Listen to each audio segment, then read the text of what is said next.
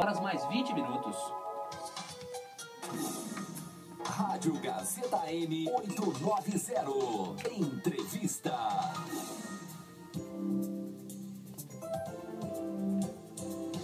Trata-se de uma das peculiaridades da Rádio AM, do gênero AM, as entrevistas em que a gente pode abordar histórias de vida, mergulhar nas histórias que grandes personagens têm para contar. E eu tenho certeza que esse bate-papo vai ser muito bacana com o Alexander Hunt, exatamente Alex Hunt, que começou sua carreira como locutor de rádio, já passou por diversas atividades da área, desde produtor musical, editor, DJ, técnico em sonoplastia, daí a sua larga experiência ao longo de 25 anos na profissão. Bem, toda essa trajetória tem as suas surpresas, as suas reviravoltas. Eu imagino que a gente vai conversar e bater um grande papo. Muito obrigado pela sua presença. Alex Hunt, seja bem-vindo. Boa tarde. Primeiramente, muito obrigado pela presença de todos os ouvintes da Gazeta M. A sua, Léo, de ter me recebido por aqui. E nesses 28 anos de profissão, o que eu tenho a erguer a mão aos céus foi de um dia ter começado numa rádio AM, que nem aqui, né? Comecei na Rádio Zequinha de Abril, de Santa Rita do Passa Quatro, assim que eu cheguei dos Estados Unidos para o Brasil. E foi de onde nasceu toda essa história que acabou enveredando para tudo isso que eu faço hoje, nessas atividades todas. E você tocou num ponto que já é bastante interessante. Quer dizer, a paixão pela comunicação, ela nasce desde cedo, Alex? Ah, sim, né? Tanto que eu canso de falar, né? Que se você, de repente, tem um filho que fala demais, não dá bronca nele porque ele fala demais. Às vezes ele está cumprindo com o dom dele, né? Porque eu falava demais, falava muito. E gostava muito de ouvir música. Eu sempre tive essa ligação muito forte, né? Toco piano desde os 4 anos, autodidata.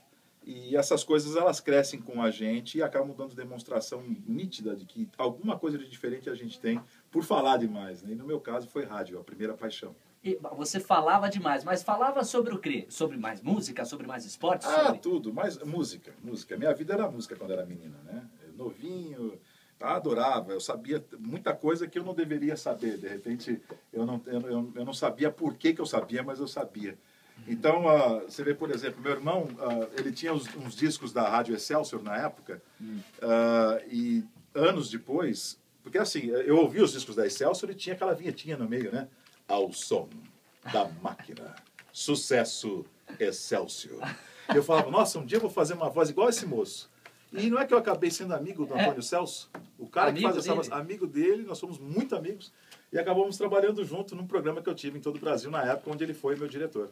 Caramba, Alex. Coisa louca, né? Não, com certeza. Bem, qual que foi pra você, logo nesse início de vida, quando é que você, de fato, decidiu que queria a comunicação como uma opção de vida? Eu entrei por acidente. Como assim, acidente? Eu ouvia música muito alto, né?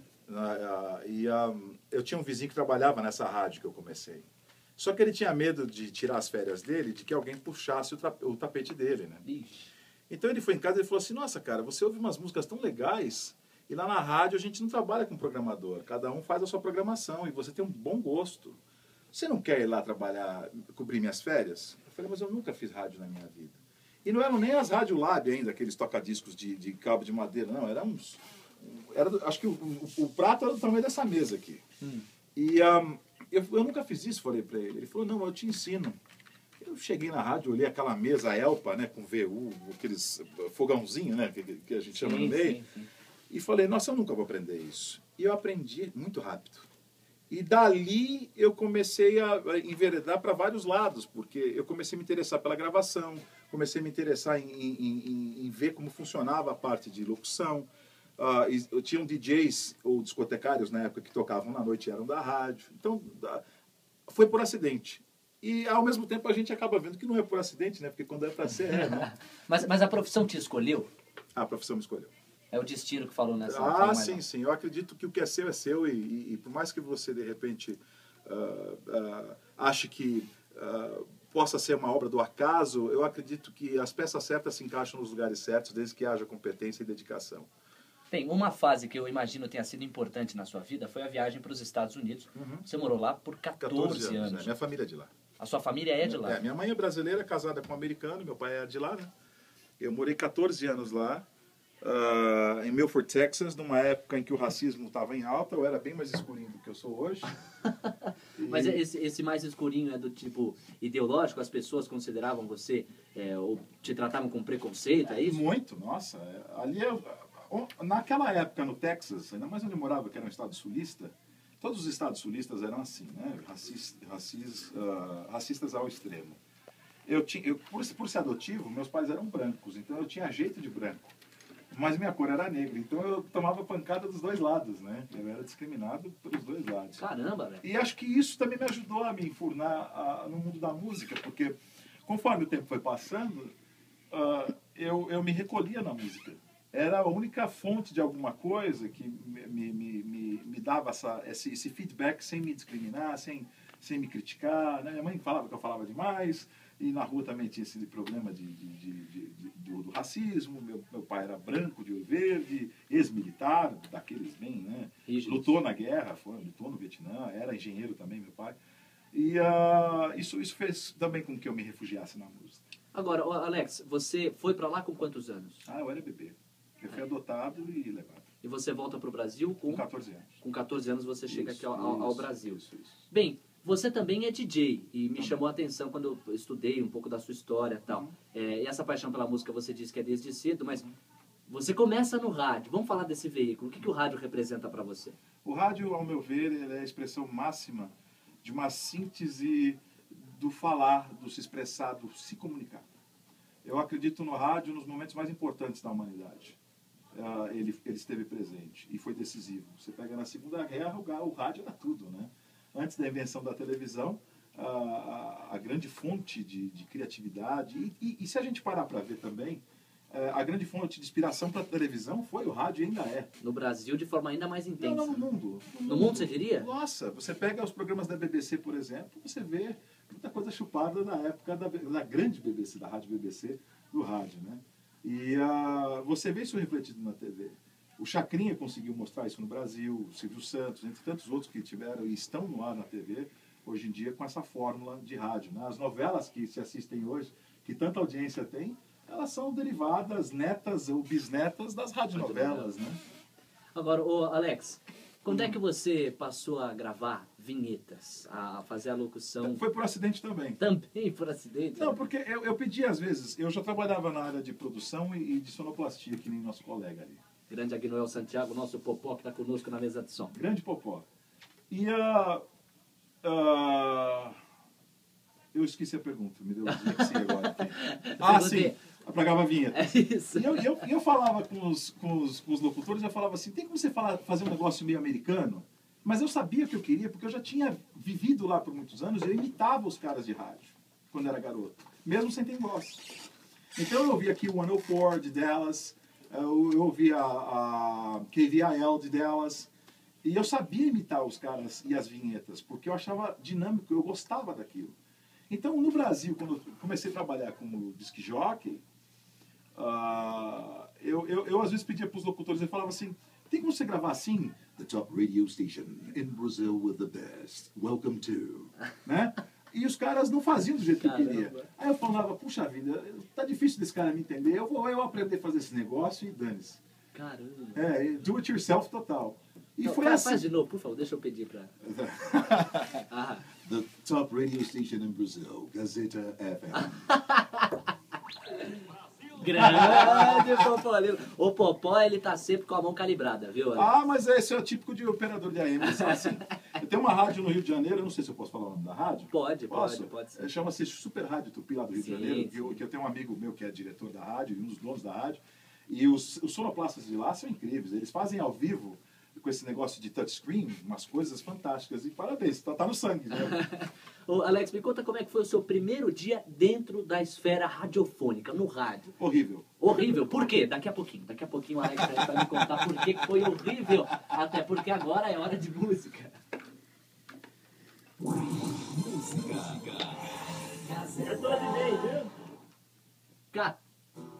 14 bis, linda juventude. Daqui a pouquinho, tô ansioso já para acompanhar a resposta do Alex Rantes. São 3h30, obrigado pela sua companhia aqui no AM 890 do seu DAI. Foi horrível por quê? Foi terrível, eu fiz muita cagada. Mas no ar ou você tá dizendo... No ar, eu deixei disco acabar. Eu soltei vinheta fora de ponto. Eu não conferi os cartuchos para saber se estava dentro do ponto. Tudo bem? Bruna Gardulho, Alex Hunt. Como é que você vai? Prazer. Tudo jóia? Tudo e você? Tudo jóia. Minha esposa, Lucinada. Oi, tudo bom? Prazer. Eu fiz muita bosta, né? Eu deixei a... Pode deixar rolar. Eu deixei a agulha correr o disco, vinheta fora de ponto. Ah, sim, foi terrível. Foi horrível, foi uma merda. O meu primeiro dia como locutor no ar foi engraçado também, porque eu mentia que eu era locutor, eu não era, né? Como assim? Eu imitava a locução, né? Os caras... E aí, Hunt, você trabalhou em rádio? Já. Porra, meu, faz aí. 12 horas, 15 minutos, você ligado, você na conta... Porra, bicho, esse cara é fudido, cara. Pô, e você conseguiu aqui como técnico, né? Eu falei, não lembro em ser locutor, mas eu nunca tinha locutado. Nunca. Aí um belo dia, a moça que fazia o programa no ar, ela tinha um problema com o diretor artístico nessa rádio que eu tava, ela olhou pra ele e falou assim, quer saber de uma coisa? Vai pra puta que te pariu. Levantou e foi embora. E era a hora do almoço e não tinha quem cobrisse essa moça. Aí tava o técnico da gravação, o diretor artístico e eu. Ele falou, até agora, fudeu. Aí o técnico, por isso que eu falo, seja amigo do técnico de gravação, ele falou assim, o Hunt é locutor, põe ele. É mesmo, né? Quer dizer, pra eles era normal. Pra mim não, eu tava mentindo. Senta aí, faz aí, vamos ver. Ou eu falava pra eles a verdade ou eu aproveitava a oportunidade. Eu sentei e tô até hoje em rádio. Ali foi o momento decisivo. Pô, vamos contar isso então. Muito engraçado. Fala o que você falou no ar pra ela, do Radio. Você ouve a Kiss? Eu sou voz padrão da Kiss. É, ele que... 102.1 the top radio station Kiss Como é que é? Como é que... Classic Rock. Nossa, é Rock, muito é verdade. Essa é. Não, Que é legal. impressionante, é muito legal. Mas você estudou pra caramba corda vocal, tom... Eu nunca fiz um curso de música, eu faço um arranjo para filarmônica se você precisar. Caraca. Mesma coisa, locução. Eu imitava os caras do History Channel antigamente, engraçado, né? E hoje eu gravo pro History Channel, né? E do cinema a mesma coisa, eu imitava o Jorge Ramos na brincadeira e hoje eu gravo também play art. Inclusive nós temos um áudio aí do REC 2 Possuídos. Ah, sim. A gente vai ouvir. Tem vários lá. Tem água. Eu tô com um pouco de sede, minha boca tá seca, acho que é coisa de velho. Nós ainda teremos uma Natural ou produção. gelado? Natural? Gelada. Você quer água, amor? Eu esqueci de pedir pra você. Beba um Você gole pede só. pra ele? Deixa eu falar com você. Obrigado. Obrigado aí pelo galho, Bruno.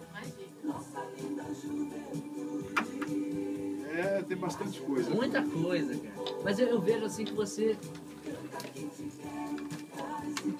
14 bis, linda juventude, são 3h33 e a gente segue conversando com o Alex Hunt, que está falando aqui de tanta coisa, de tantos pontos que ficam dentro da esfera da comunicação no geral. Falamos um pouquinho de rádio e vamos entrar agora... Aliás, toquei muito 14 bis, viu? 14 bis na época de operador? Isso, lá atrás. Isso. Agora, Alex, o cinema também faz parte da sua vida, né? Faz. Conta um pouquinho dele. Cara, eu tenho às vezes o costume de dizer que o grande arquiteto do universo foi muito, muito gentil comigo, muito generoso. Porque muita coisa caiu no meu colo. E quando eu falo para você que foi por acidente, muita coisa aconteceu porque tinha que acontecer. E no caso do cinema foi igual. Porque eu tinha o costume de ficar imitando o Jorge Ramos. E os locutores de trailer lá de fora, que nem o La Fontaine e companhia. E eu acabei criando um mercado dentro do DJ, do entretenimento, que se usasse esse tipo de voz. E automaticamente, na época, o pessoal da Play Art, através de uma das agências que eu gravo, que é Etc. Filmes, acabou me chamando para fazer parte disso. Então, mais uma vez você foi escolhido, né? Impressionante como o teu destino nesse sentido chama a atenção. Exatamente. Querendo ou não, a vida foi te levando para todos os caminhos, né? Bem, a gente tem um áudio, Alex, eu gostaria que a gente ouvisse nesse momento, o nosso Popó vai disparar pra gente, que tem a ver com o cinema em relação a Play Art. É um spot que você faz pro filme REC 2 Possuídos. Temos aí, meu caro Popolino, vamos lá. Play Art apresenta Possuídos. Desta vez, o edifício em quarentena está dominado pelo mal. E quando a unidade de operações especiais em Caio Local encontra algo demoníaco. Hack. Possuídos. 27 de agosto nos cinemas. Ô Alex, qual é a importância da interpretação para um locutor? Porque tem que falar, por exemplo, quando você falou mal, você colocou um tom... mal. Qual é a importância da interpretação para a atividade de locutor? É aquela história, né? Louco ator que somos, né? Loucos atores que Boa. somos, né? Quando você empresta a sua voz para uma marca ou para um produto qualquer, você tem que ter credibilidade ao vender aquele produto, né? E por isso que às vezes eu pego no pé de alguns locutores com relação ao como cobrar isso de um cliente. Não trabalhar muito barato, também não viajar muito na maionese, mas saber que você naquele momento, quando você interpreta o seu texto, que você empresta a voz para aquela marca, você tem que dar vida àquilo, porque é só um texto, né? Então você tem lá, né? Playart apresenta A Floresta do Mal. Olha, é do mal. Agora eu não poderia fazer um Playart apresenta A Floresta do Mal. Já não tem nada a ver. Caramba, É o que você empresta para aquilo, né? Então a interpretação ela é fundamental. Por isso que eu sempre aconselho aos meus alunos: leiam em voz alta, respeitem as vírgulas, respeitem os pontos finais, entendeu? Bem, um outro spot que chama a atenção e ainda está no campo cinematográfico é o spot do Thor, do filme Thor. Vamos acompanhar. Em suas mãos está o poder do trovão.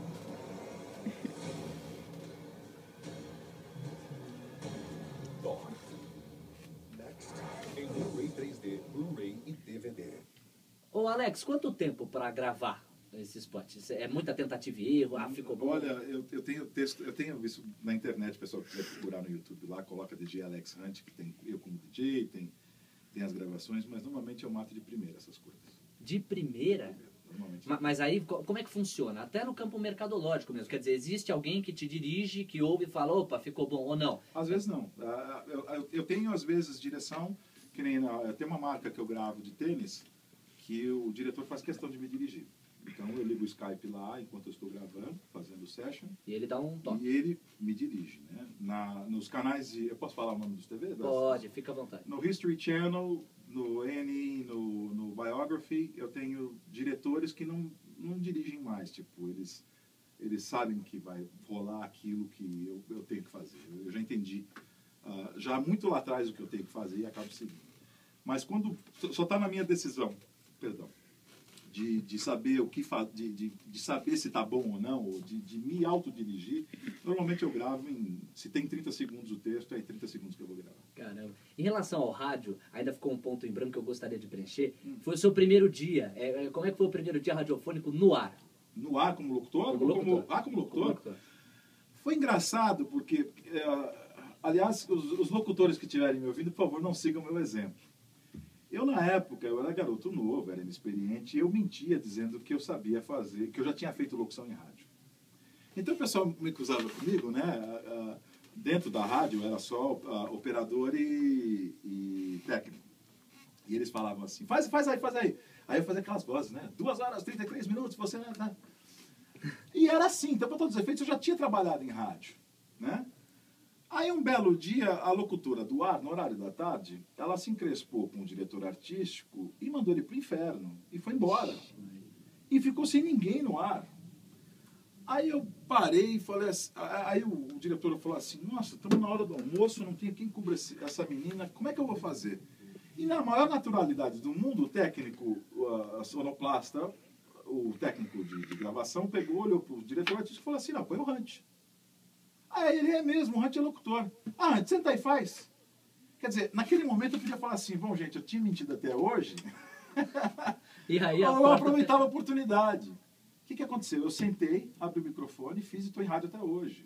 Trabalhei na PAN como operador, aqui na Energia 97, na Metropolitana. Hoje sou voz padrão de uma rádio rock aqui em São Paulo, que é a Kiss FM, né?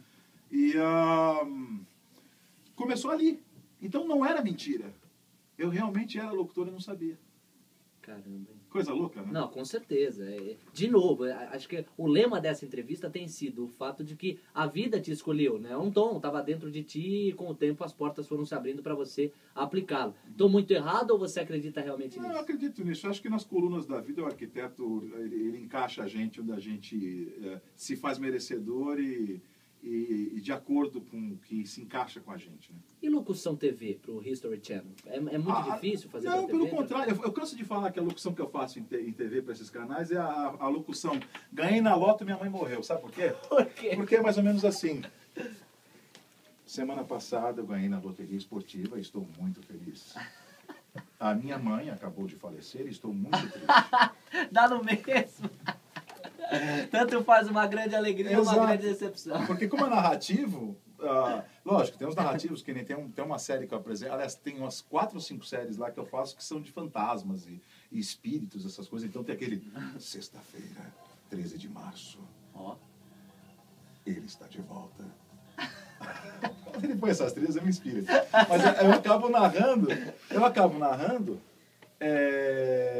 alguma coisa que tem a ver com aquele lado sombrio, né? Então, como minha voz se encaixa mais nisso, nessa linha, e eu já imitava os caras, né? Aqui, no History Channel, né? Os voice-overs fazendo, na hora de fazer as placas e fazer os narrativos, é incrível. Eu vou falar uma coisa para vocês não vão acreditar. Eu trabalho gravando para esses canais há 3 anos, acho, ou mais, por aí. Se eu falar para vocês que eu vi 2 trabalhos desses prontos, eu acho que eu estou exagerando até. Caramba. E eu só vi, porque como eu não tenho TV a cabo, minha esposa falou que vai me dar um até o fim do ano, eu só viajando em shows como DJ, como no hotel tem, que eu acabo esbarrando com o meu próprio trabalho. E ouvindo o meu próprio trabalho, às vezes eu me surpreendo porque eu não me reconheço de imediato. É louco. Sou eu que isso. tô aí. Sou eu que estou ali, exatamente isso que acontece. Muito bem, são 3 horas e 42 minutos. Vamos fazer o seguinte, a pausa é muito rápida, daqui a pouquinho tem o nosso último bloco neste bate-papo com o Alex Hunt. A gente volta já. Aí a gente vai falar da tua parte DJ. A gente separou aqui a abertura do Café Cancún. Jornal da Gazeta. Isso é antigo, isso é um trabalho de vídeo. Faz tempo já? Mas é você de DJ. Sou eu de editor de vídeo, a voz do vídeo, o editor do vídeo, o produtor do vídeo. Mas então dá pra aplicar o fato de que você foi DJ, não? Não, o DJ eu dou destaque, mas não tanto. Ah, é? Eu prefiro que você aborde o lado de produção, que é mais atual. Legal. Então, beleza. Que uma coisa leva a outra, e aproveito e já falo da Olga, ela vai ficar feliz também. Poxa, tem que ir lá, né? Mas foi um prazer. É isso, eu que lhe agradeço. Obrigado. Obrigado você mesmo. Beijo, Caio. Valeu a força aí. Agora eu vou lembrar. Quando eu escutar Isso, prazer. agora vem a E tô aqui. Muito legal. Mas falei, eu ouvi essa voz. Tem uma história engraçada para Qual? Sobre o quê? Tchau, tchau. uma apresentação que teve de um show da Kiss, que foi muito engraçado. 3 horas e 43 minutos. Bem, a gente vai seguindo com o diálogo com Alex Hunt. Ele que é DJ, produtor, musical, também conversou conosco sobre a parte radiofônica que toca na sua vida. Isso. Faz locuções para History Channel, também para Play Art. E é voz padrão da Kiss FM. Isso. Enfim, falamos já de muita coisa. O tempo foi embora, já são 15 para as 4 da tarde. Para você ver como voou. E aí é claro que não dá para descartar também o fato de você produzir, né? Isso. Ao fazer diversas produções aí musicais. De e por aí música, vai. é isso. E nós temos aqui um outro áudio que eu gostaria que a gente desse uma ouvidinha agora. A abertura do Café Cancún. Vamos ouvir. Vamos ver. Você que está fazendo a voz. Desse comecinho não, vai entrar agora. Se bem que eu também faço isso, mas no dia eu não fiz. Você também faz esse tipo. Aí. Isso é eu. Isso é você. Atención. Você também. Atención. Mas é muito efeito ou é a sua voz mesmo? Voz e efeito. Para bailar en el tiempo de la Era o fiesta. tempo de la festa. Ah, parece, pô. Não tem tanto efeito, vai. Aí, tipo, você tem aquele esquema de fechar o microfone. Não? Do jeito que eu tô aqui. Pra mim, você faz assim, dá benze o Do microfone. jeito que eu tô aqui. Se bem que agora vai rolar bastante batida aí. É. Se quiser cortar.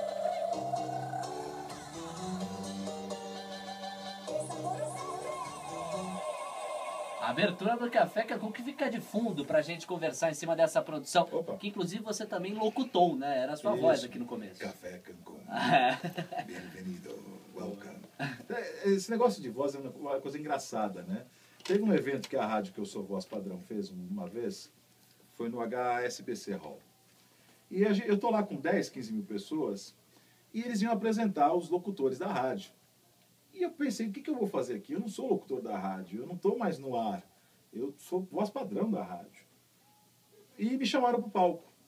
O grande Marco Antônio Titio, que é um grande amigo meu, que também é um excelente dublador, ele, vamos lá, senhoras e senhores, chegando agora para vocês a voz que assusta as criancinhas, que ele fala assim.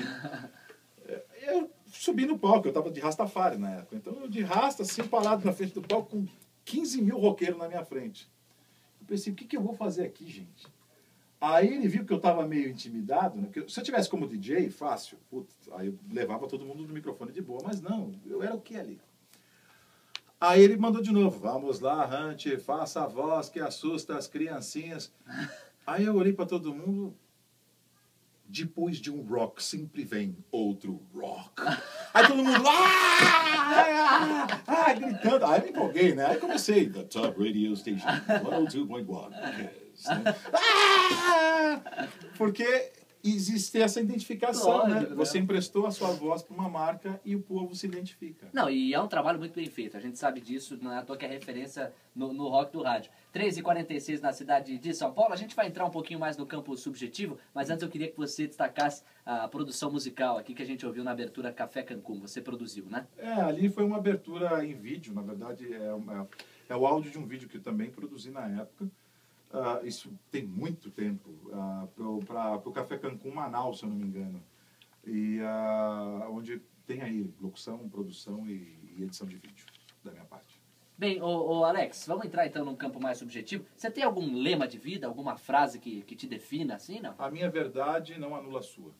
É essa? E você, vamos dizer assim, passou a usá-la quando na sua vida? Aconteceu um episódio marcante para que você adotasse essa frase? Não, com os anos, quando os anos vão passando, você começa a entender que o mundo não gira ao torno de você, que existem outros universos com outras pessoas e que a gente tem que respeitar esse quadrado alheio. E que necessariamente respeitar o quadrado alheio não é você ser santo. Você pode ter todos os defeitos do universo. Você pode ter todos os esqueletos no armário que você sonhar em ter na sua vida. Mas isso não vai desabonar você como pessoa com as possibilidades de vencer, com as possibilidades de aprender, com as possibilidades, às vezes, de ensinar pelo simples ato de querer aprender. Então, você aprende que são mundos diferentes, universos diferentes, quadrados diferentes, com verdades diferentes. E que essas verdades são verdadeiras para quem as vê pelo ponto de vista de observador. E aí você chega à conclusão, a minha verdade não anula a sua. Quer dizer, podemos conviver numa boa, crendo em coisas diferentes, sabendo que no que a gente crê existe uma verdade, que é a nossa verdade pessoal, mas que a gente faz parte de um conjunto. E que isso faz com que você sempre aprenda um pouco mais sobre humildade, porque aí você aprende que você não é nada, porque você faz parte de um todo. Muito obrigado. São aplausos devidamente colocados pelo nosso Popó. 3h48. E a infância? Você passou todo esse período lá nos Estados Unidos. Você nasce aqui no Brasil, vai para lá, passa 14 anos. Você até chegou a falar do preconceito exacerbado, grande, intenso. Isso, bastante. Foi uma infância sofrida? Foi, nossa. Primeiro que a gente foi muito pobre, né? Minha mãe vendia cães para a gente poder sobreviver. Caramba. Então a gente tinha assim no quintal de casa 70 husky siberianos, 20 poodles, 20 gatos, e indo em feiras, a gente chama lá de flea market, que aqui acho que é mercado da pulgas ou feirinha, e a gente ia para vender cães para poder sobreviver. E eu falo isso com muito respeito, porque fome eu passei já na minha vida. Eu cheguei inclusive a morar na rua, fui mendigo até. Quando eu vi essa história desse cara que era locutor de rádio, que estava nos Estados Unidos, né, que ele estava como mendigo com aquele vozeirão dele, eu falei assim, nossa senhora, olha como é que pode, cara. Então eu não fui o único. Falando 8 línguas, já sendo profissional do rádio, morando na rua. Mas naquela época com minha mãe não, a gente nunca chegou a passar fome. Minha mãe nunca deixava cair a peteca. Ela fazia por onde com os cachorrinhos dela. Por isso que eu não detesto cachorro, eu não gosto de cachorro por causa disso. Sério, te Não lembra, gosto. né? Não, eu não sei, eu não gosto. Para eu ter um gato, demorou. O meu gato me escolheu, né? Eu tenho o Leônidas, o Léo, que está lá em Meu casa, xará. seu xará, que é uma figura, mas assim, eu não sou muito chegado a bicho, mas só o Léo e meu pé de arruda. E a referência da sua vida, a pessoa que você mais admira, assim? Cara, eu vou ser bem sincero para você. Não é pessoa, e sim pessoas. Eu tenho um respeito profundo por quem faz esse mundo andar. Todo lugar que eu entro, minha esposa ela está de prova, eu cumprimento desde a moça do café, a faxineira, né? Lá na SP Telefilmes eu faço muito isso, né? Me dou muito bem com as faxineiras. Até o proprietário do estabelecimento, o presidente da empresa.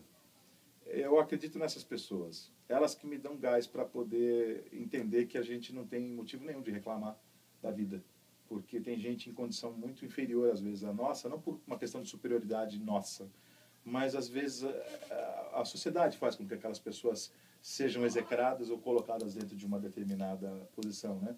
E essas pessoas me ensinam, cara. Você é um crítico do sistema em que a gente vive? Eu odeio o sistema que a gente vive. Eu sou um anarquista, revolucionário, anti-religião, anti-capitalismo. Eu detesto, acredito muito na filosofia, acredito muito na inteligência, acredito muito nos valores, não morais, mas nos valores que fazem daquele menino que está do outro lado ter um passado, ele ter uma conta, um filho para sustentar, uma vida. Isso eu acredito. E sem ser santo, porque eu fumo meu caldo, falo palavrão, sou corintiano. Quer coisa pior do que ser corintiano? Sou corintiano. Quer coisa pior do que isso? Todo mundo tem defeito. Todo mundo tem defeito. Popó tá Acabei dizendo de aqui. falar isso. Todo mundo tem defeito, Popó, é verdade, né? Não tem jeito. 3h51, reta final. Deixa eu começar a conhecer algumas das suas referências nos diversos campos. No esportivo, por exemplo, no esporte, tem alguém que você admira? Osmar Santos. Isso, mas dentro da locução esportiva, então seria Isso. E dentro do esporte, eu tive o prazer de conhecer, apertar a mão desse homem, que foi Ayrton Senna, quando eu tive uma rádio dentro do autódromo de Interlagos, chamado Rádio Fórmula 1. E eu tive o prazer de conhecer essa figura de perto. Aliás, eu tive muita sorte de conhecer muita gente, né? O Grande Otelo. Cheguei aqui a jantar com o Tom Jobim no Rio de Janeiro. Tive a felicidade de ter 17 anos e de conhecer o Tom Jobim, tipo, hello, né? Caramba. Na época que eu morei no Rio. E eu cheguei a conhecer o Ayrton Senna e tenho essa referência. Fora de esporte, mais ele. Mas eu não posso deixar de me aprofundar nesse tópico, porque, de fato, há quem diga que ele revolucionou a linguagem esportiva, e eu acho que revolucionou mesmo, é um grande nome, não dá para desassociar a locução esportiva de Osmar Santos. Por sim. qual razão que você lembra do nome dele com tanta intensidade? Porque eu admiro muito quem sabe criar no rádio. Tem um lema que se fala que tudo se copia, não se cria, se copia, né? Eu não acredito nisso. Eu sou fã de Orson Welles, por exemplo, que fez com que os Estados Unidos entrassem em pânico com uma novela Guerra dos Mundos. Alienígena. Né? Olha a força disso. Quer dizer, o do Chacrinha. Onde já se viu um homem velho, barrigudo, falando caricato, alô, né? E jogando bacalhau na mulherada e todo mundo gostando. Quer dizer, esse criar é uma das coisas que me chama muita atenção. E o Osmar Santos com o Ripa na Chulipa, com a gorduchinha, com os vários bordões. Fogo no boné do guarda. Exatamente. Ele criou uma linguagem futebolística, radialisticamente falando, né, futebolística, diferente. E todas as vezes que eu vejo aquele homem, como ele está hoje, né, depois do acidente, eu vejo que lá dentro ainda está o Osmar Santos. Com certeza. Eu acredito nisso. E ele que faz pinturas, né? Mergulhou-se na arte. Exatamente. Ele se descobriu de outra forma, mas aquele mesmo Osmar Santos que eu tanto admiro está lá. Com certeza. E na música, Alex Hunt? Eu gosto de tanta coisa, é bem Eu variado. imagino que ia ser difícil. Eu gosto de Edith Piaf até Gilberto Bicot, eu gosto de David Guetta até Tião Carreiro Pardinho. É difícil. Eu ouço de tudo, eu sou bem eclético. Mas essa versatilidade assim, nos gostos musicais, elas vêm por uma opção sua?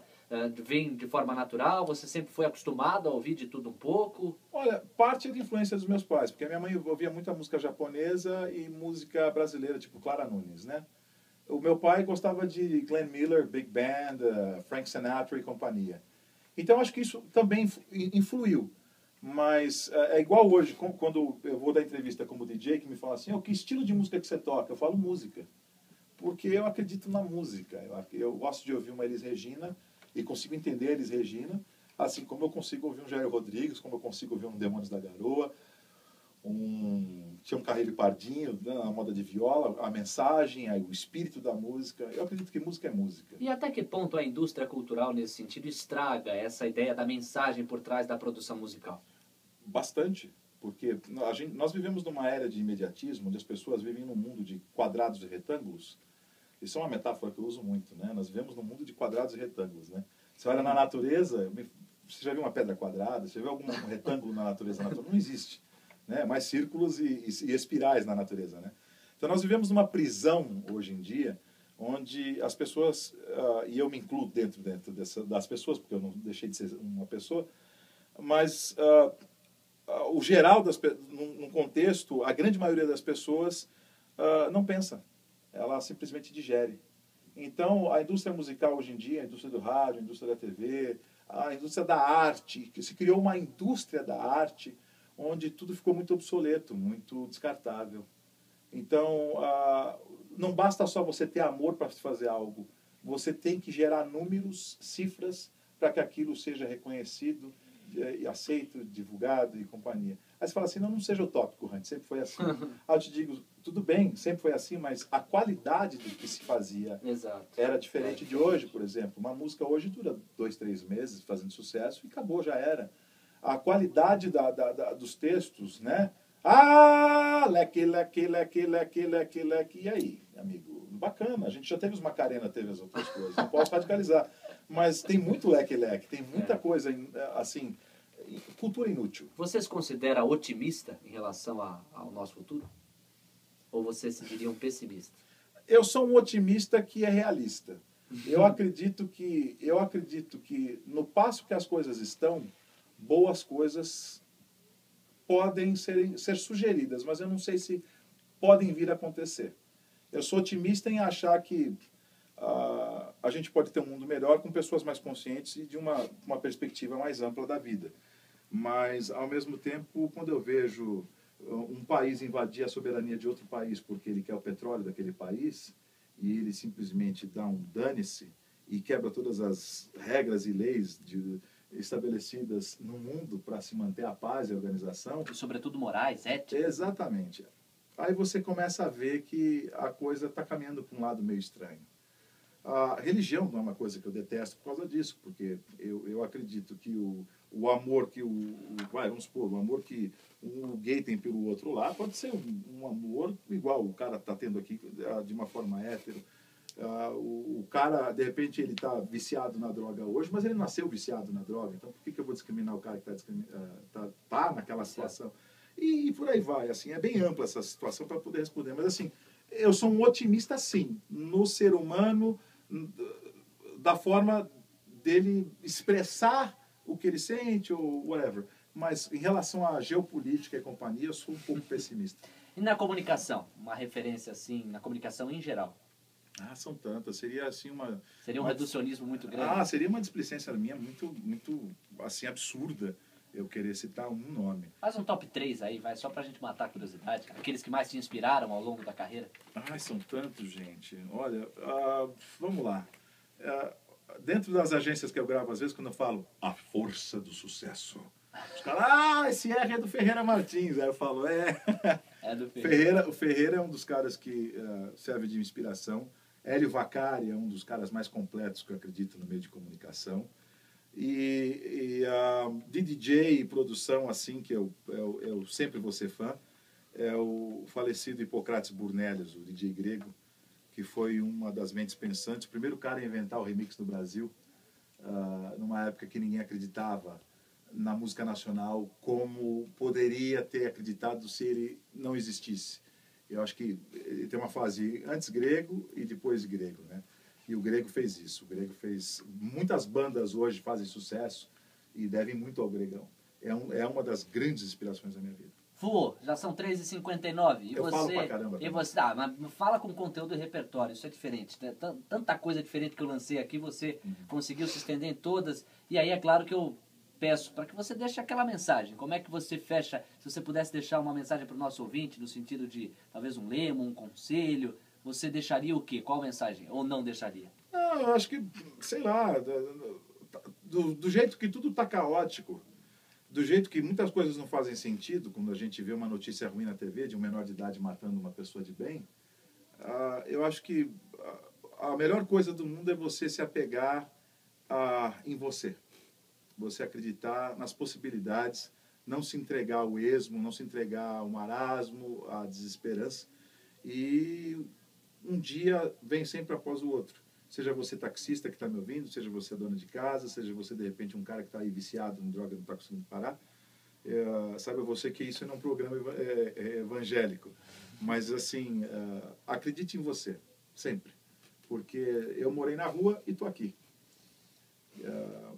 Morei num país racista e estou aqui. E tenho orgulho da minha cor. Eu acredito que você tem que acreditar em você em primeiro lugar. Alex Hunt, muito obrigado, foi uma ótima entrevista, gostei pra caramba, já são 4h01. Enfim, eu não poderia deixar de agradecer Eu que agradeço. e já remarcar aqui outros papos pra gente dar continuidade, porque se depender do teu currículo, as histórias são longas, viu? Alex, muito obrigado, um grande abraço. Eu que lhe agradeço. Obrigado, Popó. 4h02, o intervalo é rápido, a gente volta já. Porra, Alex. Obrigado. Desculpa qualquer coisa, a gente tenta se É isso, eu desdobrar. que te agradeço. Você desculpa que eu sou disléxico, às vezes, para somar Um abraço para vocês. Aqui é o Léo. Essa foi a entrevista que eu coloquei no YouTube. Eu só gravei por causa de você do outro lado que me cobra isso.